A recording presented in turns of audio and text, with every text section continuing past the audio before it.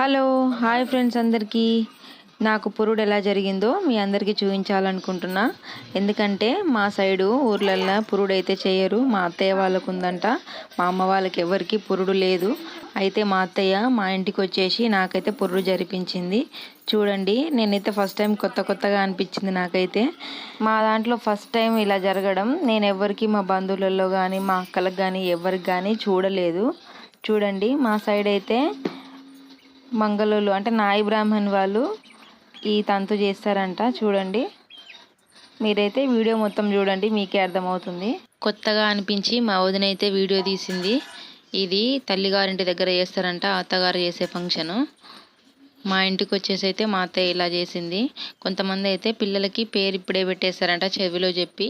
మా అత్తయ్య అయితే పేరేం పెట్టలేదు, ఓన్లీ దేవుళ్ళ పేర్లు మాత్రమే చదివించింది.